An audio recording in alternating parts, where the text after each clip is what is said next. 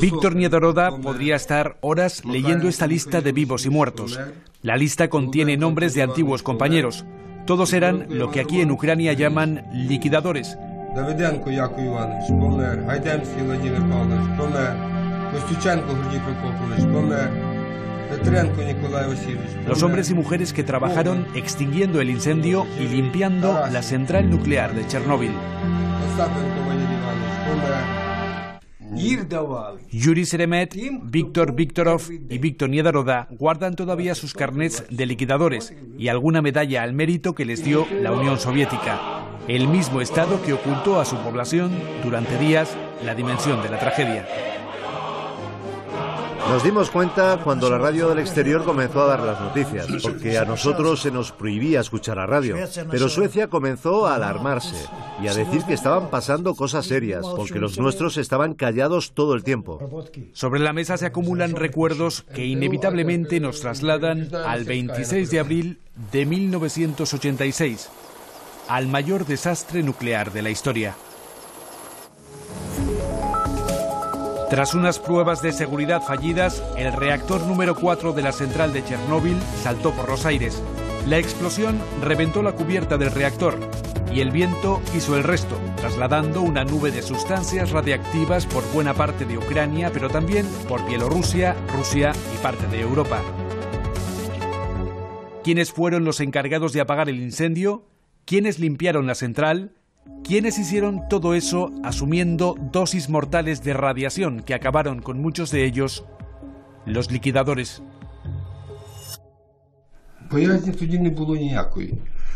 En aquel entonces no temíamos a nada. Lo que pasa es que en un principio no entendíamos qué ocurría y luego me parece que tuvimos mucho patriotismo porque teníamos que defender nuestra tierra.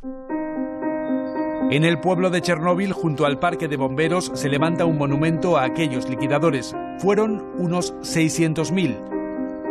Hoy apenas viven unos 140.000. La edad y las enfermedades derivadas de la radiación se están llevando a los liquidadores, pero la placa del monumento tiene una leyenda contra el olvido y reza así: a los que salvaron el mundo.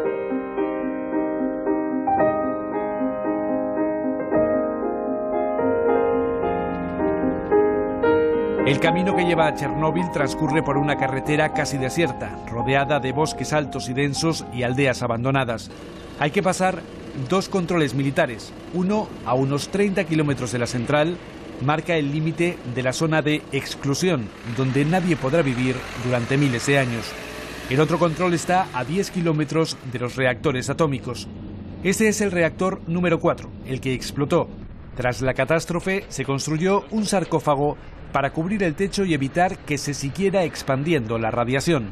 Pero la vida útil de esa obra ya terminó y ahora, a unos 200 metros, se está construyendo esta majestuosa obra de ingeniería. Se llama El Arco. Es más alto que la Estatua de la Libertad y más pesado que la Torre Eiffel. Su coste ronda los 2.000 millones de euros. Y es la solución que ha encontrado el mundo para que Chernóbil deje de ser una amenaza nuclear durante el próximo siglo. La nueva estructura protectora, el arco, está destinada a cubrir el reactor número 4, el destruido. Eso permitirá empezar a desmontar las construcciones inestables dentro del reactor, para sacar el combustible que todavía se encuentra dentro.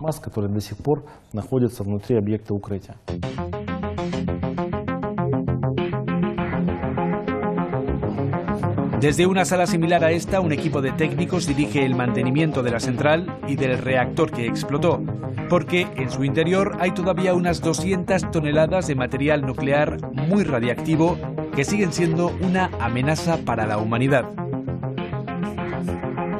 Los bosques de Chernóbil advierten de ese peligro. Las señales de radiactividad están al borde de la carretera y el dosímetro, el aparato que mide los niveles de radiación, no deja de pitar. En este punto, por ejemplo, la radiación es 4 veces superior al máximo que permite el gobierno ucraniano para una zona habitada.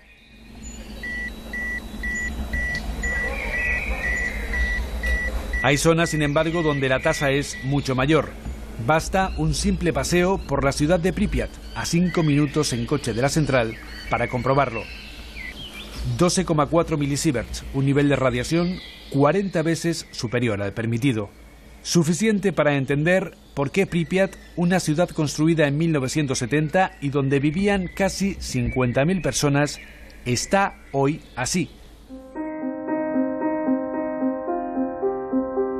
Pripyat fue evacuada un día después de la explosión de Chernóbil. 1.200 autobuses se llevaron a toda la población en apenas 2 horas.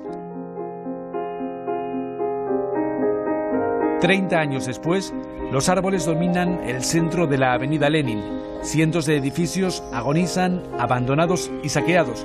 Y en el Palacio de Cultura apenas quedan unos cuadros de las élites del Politburó que nadie se ha querido llevar. Pripyat pasó en pocos años de ser una ciudad modelo soviética, con sus casas, sus parques, sus grandes avenidas, con miles de trabajadores que construían la central, a ser prácticamente esto, una ciudad fantasma, el mayor símbolo del abandono, del dolor y de la muerte que dejó aquella catástrofe nuclear. La catástrofe de Chernóbil convirtió a esta región en una tierra de nadie. Decenas de aldeas fueron evacuadas y abandonadas, pero hubo gente que no soportó el exilio y decidió volver. En otra aldea cercana, María Sushenko pasa sus días con un perro, 4 gallos y varios gatos. Su pensión apenas le da para mantener a los animales, pero regresó a su aldea una semana después de que la evacuaran y jamás se ha vuelto a marchar. La gente que fue evacuada y que se marchó murió mucho más rápido, por la inquietud, por la angustia que les supuso abandonar su pueblo. Murieron mucho antes que los que nos quedamos aquí. Apenas quedan 140 habitantes en la zona de exclusión de Chernóbil. Son mayores y en poco tiempo no habrá nadie que habite estas aldeas. Aunque la preocupación por la radiación, por las consecuencias de aquella catástrofe, afecta sobre todo a las nuevas generaciones. Esto es el hospital de Ivánkiv. Decenas de niños llegan hasta aquí todos los días para pasar un minucioso examen médico. Viven en zonas contaminadas y solo aquí les pueden confirmar a los padres si sus hijos están sanos o no. Sabéis, en nuestra zona no se mide la radiación, nadie viene a medirla, solo sabemos que vivimos en una zona contaminada y lo sabemos de sobra.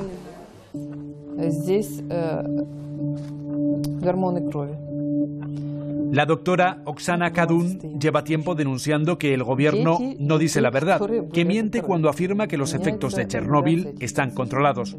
Por eso, hace 2 años puso en marcha este programa que analiza los índices de radiación en las nuevas generaciones. Sus estudios han demostrado que elementos como el cesio o el estroncio siguen muy presentes sobre el terreno.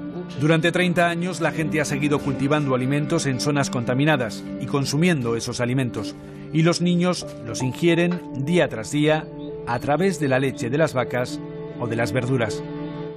La conclusión es que la tercera generación de Chernóbil tendrá muchísimas patologías oncológicas. Las enfermedades del sistema cardiovascular se desarrollarán en una edad muy joven y la existencia de la cuarta y la quinta generación es discutible.